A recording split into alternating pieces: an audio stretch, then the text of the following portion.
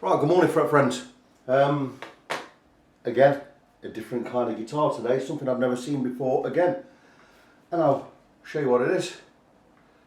You can see it's a Fender, so it's a Fender Stratocaster. How different is that? It's like a silver sunburst, silver black sunburst. And it's, the reason I say it's something I've never had in before is because it was made in China. I didn't know anything about it, so I had to go up online and have a look at it yesterday thinking Strat's made in China, so went and had a look. And they are, they're like a player series, modern player series I think they're called. They're not super expensive, but they're still very well made. This is very well made. Got vintage type tuners on there, which are very good. So the owner, I've just noticed a ding in there by the way, I didn't see that before, so I'm glad I've seen that before I start work. Anyway, the owner just says he wants it setting up, fettling with, and sorting out. Now the first thing I noticed about this is the frets are pretty flat, you know, more or less like that. I like frets, and you always get frets crowned like so, with top being curved. These are almost flat. So I thought, well, that maybe will need a fret level, and that's expensive. But looking along all the frets, they're all pretty flat. So I went across with a fret rocker, and there are 4 high frets. So I thought, rather than do a complete fret level, which I would still recommend, but rather than do a complete fret level, I'm going to recommend it just goes for the intensive setup, because I've already noticed the action on the 12th fret on the low E string is pretty high. So over 2 mil, we want that down to about 1.75, and we're over 1.5 on here, we want that down to be between 1.3 and 1.5. So it's going to need a proper setup. Anyway, I've also been under between the first fret and the strings, and we've got too much height there, so we need to lower these down a bit. They're all over 0.4 millimeters. We want to get them down to 0.25, 0.3, in some cases a little bit lower, so in some cases up to 0.5 mil. Been across with a feeler gauge, blah blah blah blah blah. I tend to go across, I'll take a 0.4 or a 0.3. Today for instance I'll take a 0.4 mil. And we'll just go under, and we can see we've still got shadow and a gap between the feeler gauge and the bottom of the string on top of the fret. So the action's too high on the nut, that's going to cause us problems. The radius is not right on the saddles. So that's your complete setup needs doing now. Also, because we need to touch the frets, if we didn't need to touch the frets we could have got away with it, but I've been across with a fret rocker, but 4 high frets, and I've not even got the neck straight yet. So what I'm planning to do with this today is, first and foremost, I'm going to call the owner and ask him what he wants me to do. Well, I'm not going to call him straight away because it's a little bit early in the morning. What I'm going to do is I'm going to take off the strings, I'm going to go across with a knock straight edge, 25.5 inch scale on a Fender, and we're going to get the neck set straight. Then I'm going to go across with a fret rocker, and I'm going to check all the frets, see how many we've got high. I know we've got at least 4 high. Now, in an intensive setup, which is the greater of the setups I offer, you get 5 frets levelled and recrowned included in the price. If we're above 5 frets, there's no 2 ways about it, you're going to need a fret level, because for instance, you know all this before, I've told you all this before, if I alter 1 fret here, say this one's high and I alter it, it's then going to alter how that works in relation to these 2. Maybe this one then will be shown, or that one will be shown to be a little bit high because we're measuring these 3 or these 3. But when we're measuring this one, we're just measuring these 3. So if I alter that one, it could affect how these 2 relate to this one, or how these 2 relate to this one. Are you following that? I've had a few people ask me questions about frets. Say for instance, what if you've got a high one? This has cropped up a couple of times on my YouTube channel. You don't get a high one. If these have been knocked in right and we're all sat level, they're not high. Right, chances are, they're not low. You can't get a low one. It might happen in a very, very rare instance where your fingerboard's not level, but it's very rare you get a low fret. It's normally always going to be a high one. So put that myth to bed. So what I'm going to do is I'm going to do exactly what I've just said. Strings off, straighten the neck, check the frets again, and I'm also going to have a close look at the frets and see they really are very, very flat. Let's see if I can get you a picture. I don't want to get too close, but look, if you have a good pause there, these frets are more or less flat across the top, then the edges curl round a bit. Now, I like a fret to be curved or well crowned like so, but these aren't. These are more or less flat like that. Have another look there. Hopefully you can zoom in enough and just see. I myself I'd refret that, but the thing is it doesn't need a refret. It will need a fret level. But it's a lot of work doing a fret level and a crown. Crowning takes a lot of time, especially on low frets like this. And frets really are quite low. Maybe that's one of the trade-offs on the price. It's why they're made in China. I don't know, I've got no idea. Also in this video I wanted to show, because a lot of people have been asking what tools should I buy if I'm starting out, setting up guitars and stuff like that. So there is a basic set or a basic group of tools you will want, and always you need good screwdrivers. I've got a nice small crosshead there, got a nice small flat there, and then we go up in size. I've got a real good crosshead there, and so screwdrivers, always need good screwdrivers. Don't get the cheap crap, 175 for 3 from bloody Pound Shop or wherever they are from Pound Shop. I also buy these. These are for truss rods. I've got a 5mm there and a 4mm. Made by Nielsen. Nielsen tools are really good. These come from China, are about £4 delivered a piece. These are great for truss rod work because you can get right into a truss rod. We've got an angled thing, it's again at an angle, and you're not mucking about knocking the tuners or scratching the guitar. There's nothing worse again at handling, having it set up like that and having to work it like that keep putting it in every 2 seconds. This one you could just turn all the way around. So I love these T-bar hex keys they are, or something similar.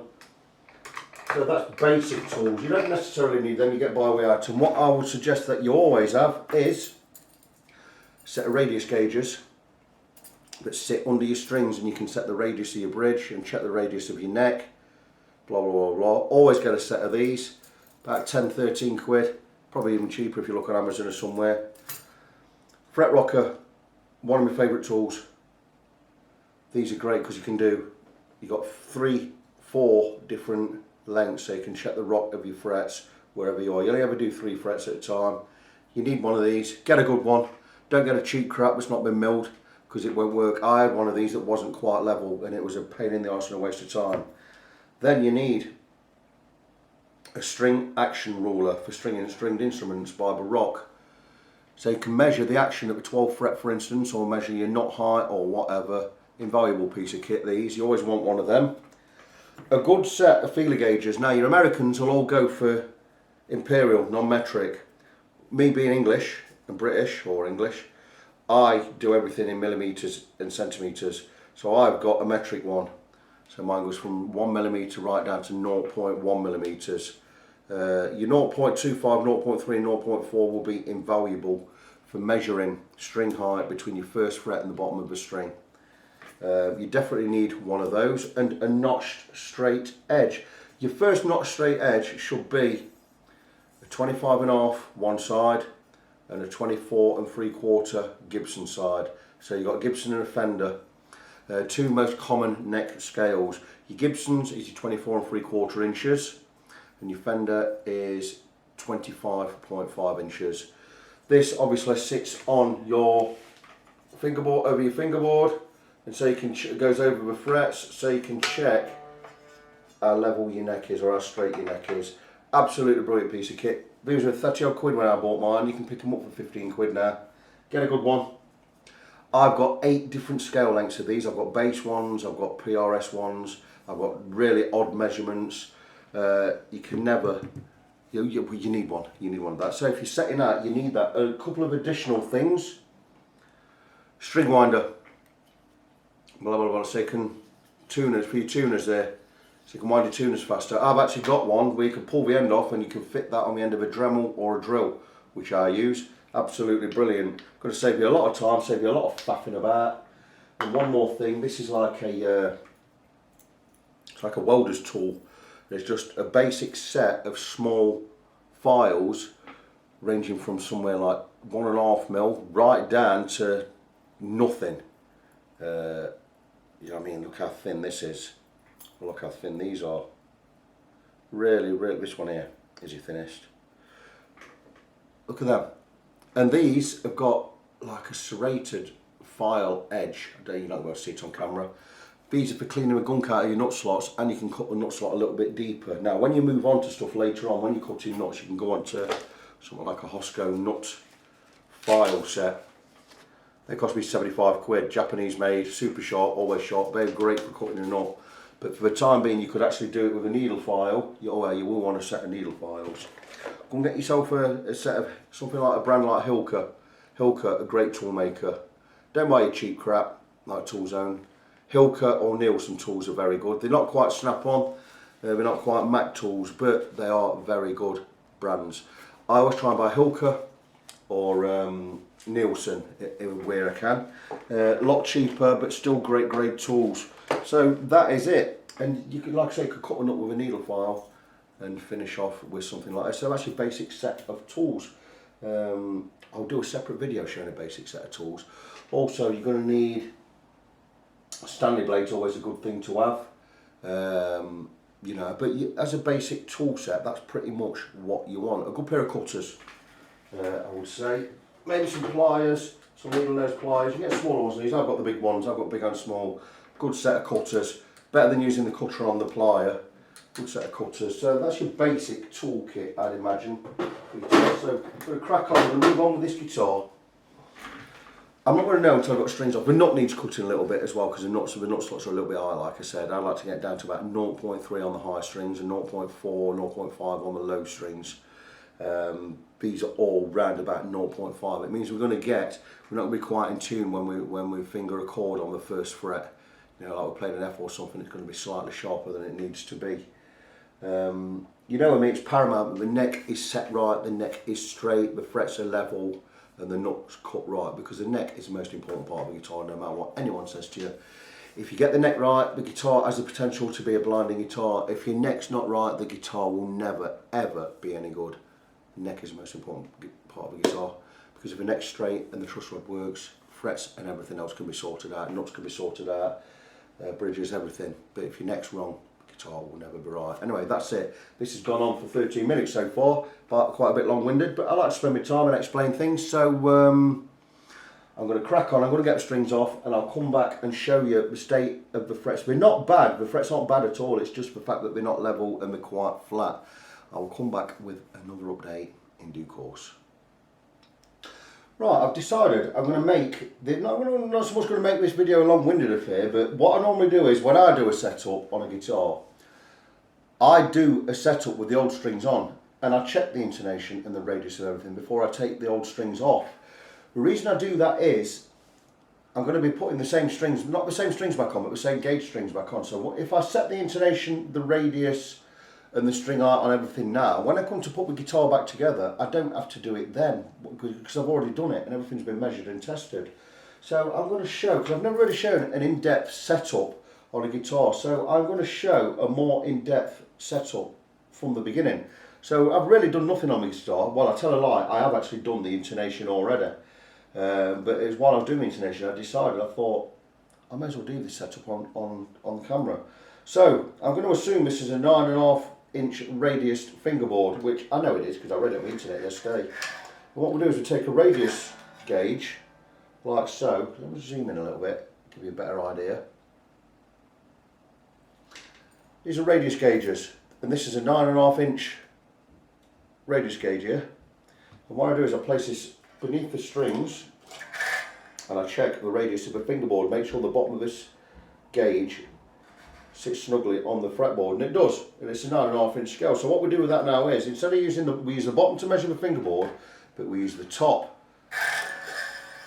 to check the bottom of the strings, because we need that curve on the radius of the neck there, we need it to match it on the bridge, and we do it by the bottom of the strings. It's where the bottom of the strings are in relation to the fingerboard. So that angle we've got there, or that curve we've got there, we need to match the curve here. Now there will be an Allen key that fits these slots here, and it looks to be around about 2 mil. Not sure what it is. With it being Chinese, you don't know if it's gone with the Imperial American size or the metric European or rest of the world size. I would have a look and I would check 1.5 mil first. And it's 1.5 mil. I thought it might be 1.5 mil when I said 2. So what we're going to do is, I know this one's a tiny bit high because I've already checked, already measured. So I'm going to go 1/4 of a turn on each of these. I also know this lowy is a little bit high, so I'm going to go a quarter of a turn on there, and that's going to get me thereabouts.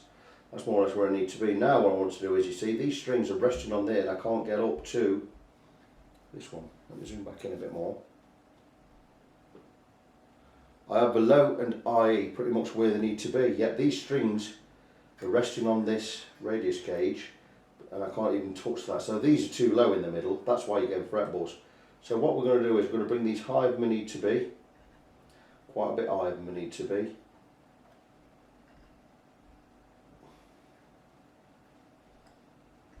Snap one, it don't matter, we've got to put new strings on anyway.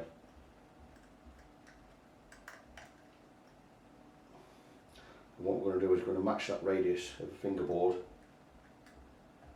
It's an idea sometimes to loosen the strings off a little bit before you do this. If a string's snap, it doesn't matter because I'm changing the strings anyway.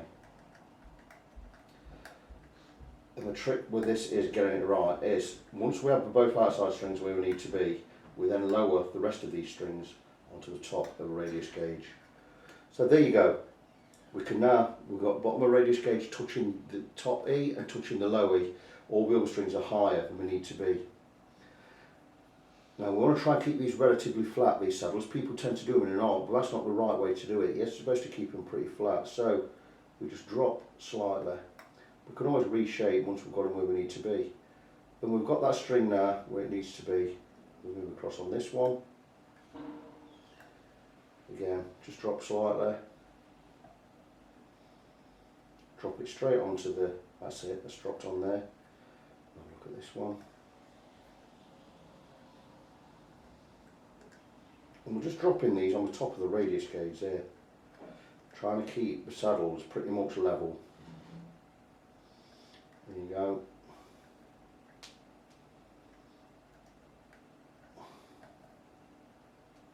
And there you go, they're all on there. I don't know how much you can see there, but all those strings are now exactly where they need to be. It means now we've matched this radius of the fingerboard, we've matched it at this end on the saddles, so that mirrors the angle or the arc we've got there. That's absolutely brilliant. We'll also do the same at the nut. So all it'll be a matter of that, all we have to do now is we're just going to need to set the nut slots, a couple of nut slots, set the string height above the first fret properly on there. Now what I'll do is I'll have a look and see where these are a bit skew with. It looks like someone with manky teeth. But what we'll do is, as we go up a quarter of a turn there, or an eighth of a turn, we'll drop an eighth of a turn here, and then we've got them level. And as that one's pretty level anyway. And we'll just neaten them up.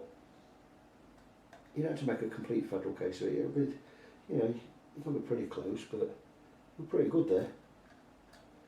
I'm going to go a little bit more high on that, but a little bit lower on this outside edge, just to tidy it up so it looks the part.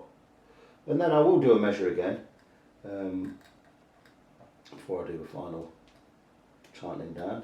But we're pretty much there on that. And you see how now we've got that lovely little arc there. Sometimes we can flatten out on these three a little bit because we like a little bit lower action. Now I know this guitar's out of tune. All we have to do now is retune that guitar, and basically now we've done the intonation, we'll get this in tune. It'll be absolutely bang on. Now intonation is where the 12th fret harmonic matches the 12th fret note, and if it's flat we move the saddle towards the neck, and if it's sharp, the harmonic is sharp, we move it away from the neck. I've already done that. You know how to do harmonics, setting up the 12th fret harmonic, because 12th fret, this part of the 12th fret here is exactly halfway of the scale length. 25.5 inch scale, that's going to give you 12 3/4 inches. That's right down the middle. That's how you measure where to put your bridge. 25.5 inch scale, so that's that. I hope I've explained that, but take my word for it. The radius is now set, the intonation is now set. It's a matter of just cutting the nut. I'll cut the nut when I put the new strings on the guitar. I'm not going to start messing about with that yet because I don't know what I'm doing with the frets. So now I've got that set up. When I come to set the guitar back up, put new strings on it, I've already got the intonation done. I've already got the radius done. It's half my job finished. It just means I've got to cut the slots, tidy them up when I come back and put new strings on. It makes it a lot easier in the long run. So that's that for now. Like I say, I'm going to remove the strings. I'll come back once I remove the strings, and I'll show you where we are with the frets and what needs to be done to get it all sorted out. Right, and we are back, and I've removed the strings. And I don't know how much of his frets you can see, but yeah, they are really, really flat. And from basically this one, 12, 11, 10, from 9, 10, fret 11 a little bit, fret 12 is pretty level. So really from fret 10 downwards, we've got quite a lot of wear. Not a massive amount of wear, but quite a bit. I would guesstimate that this is 12% nickel silver frets. Now I don't use 12% nickel silver, I use 18% because it's a lot harder, lasts 2-3 times as long. And I'm in an awe in whether to recommend a refret on this. Let's just come in a little bit close, and can you see? Imagine there's grooves here where the strings have worn in to the fret. So imagine like the Loch Ness Monster's back where it's up, down, up, down, up, down. It's kind of like that. And the first three, one's not so bad, but 2 and 3 are pretty bad. 4's kind of okay. 5 again is not brilliant. 6, 7 and 8 have got a little bit. Now normally I'd say we'll skim the top off these frets and we'll re-crown them, level them and re-crown them. But as these are so flat and there's that much wear in here, I might have to recommend a refret on here because I think I might be wasting my time going with a fret level. There's not a lot of material really on there to use, and I would guess that there's only about 0.6 millimeters of a fret to work with there. And what I'm going to do is I'm going to try and measure the height of these frets, and I'm going to have to guesstimate more or less. But what I'm going to do is I'm going to measure the middle of the guitar, which is there, gives us 20.6 millimeters. Then I'm going to measure the fret, or above the fret, and that gives us 21.6. So that's saying we've got 1 millimeter there. Now let's try and get a better measure again. I want it right in the centre. I want that straight.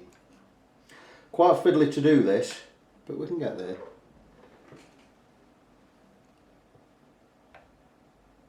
21.7, 20.7. So we've got 1 millimeter of fret there, so I think we've probably got enough to work with. I don't like to go any lower than 0.8 of a millimeter. So let's check on the 12th fret as well while we're here. Now I want to get right in the centre, and I want to measure the centre. So that is saying 22.6. I'm going to come across to the centre here. 23.6. So we've got 1 millimeter of fret there, just about. Again, that's saying 22.45, 23.4. So we've got a millimeter. So I'm going to recommend that we go with a complete fret level on this. And what we're going to do is hopefully we'll just skim out these. Can you see that? Can you really see that? Let me see if I can stick a radius gauge on there, 9.5. And there we've got the 9.5, and you might then just start to see some shadow under the grooves. They're not super deep, but they're getting to that stage where they're going to want some work. I am going to recommend to Dr. Paul that we go with a fret level and a recrown on this. It means more work for me. It doesn't mean a lot more money either. Because if I was charging him for a complete setup, which I'm going to do anyway, on top of a fret level, you're going to look at probably another 20 quid on top. Fret level's going to be 85 quid, 95, 105 quid, 110 quid. Let's say we do it. Let's say we'll sort this out for £100, I think. I'm not going to worry about the extra money or whatever it is, but I'm going to recommend that we do a fret level on this because there are quite a few frets they just got them grooves in there. That one's, you can feel it more than you can see it. That one doesn't feel so bad, but this one does. This one does. This one does. This one doesn't. It means we're going to have to probably, if I can't get that nut out clean, I'm going to have to replace that nut as well. So let me get in touch with the owner of this guitar and see what he wants to do, because I don't really think, under an intensive setup, I don't really think I can do this. There are 4 high frets that I mentioned, and I'll just show, we'll go along across with fret rocker. I always like to show the customer what he's getting. So we take a fret rocker, take my word for it, the neck is absolutely level. And we're going to go across the frets.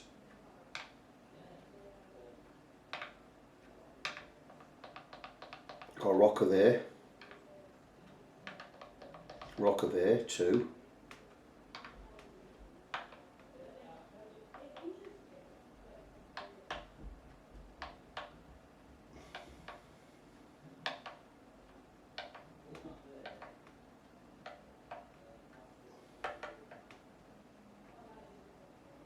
Bit of rock there, 3. A rock there, 4. I know this one's high, 5. So we do have 5 high frets. I could do that all under an intensive setup because you get 5 frets done for nothing or included in the price, but I'm a bit worried about this wear here, and there's not a lot of fret left to work with either. I'm going to recommend we do a fret level and a recrown. Good 5, 6, 7 hours work in that. And maybe even in a refret. We might just get away with not having a refret, but how long are these frets going to last if I don't do a refret? I'm going to get in touch with the owner. I'm going to give him and drop him a text now, tell him to call me when he's got a minute, and we're going to see where we are with this. So I'm going to put this slightly on hold just for a few minutes till I've been in contact with the owner, and we'll come back, we'll decide what we're going to do. I'll come back, I'll let you know what we're going to do, and then we'll wrap this part of the video up, and we'll start doing the work in part 2 of the video, because this one's getting a little bit long-winded now, so back shortly. Right, welcome back. I've talked to the owner of this guitar, and he's decided to go, we're going to go for a level and recrown. Good thing about that is it's a removable neck because it's a Strat, so it's a lot easier to do than say something like a Gibson where it's a set neck.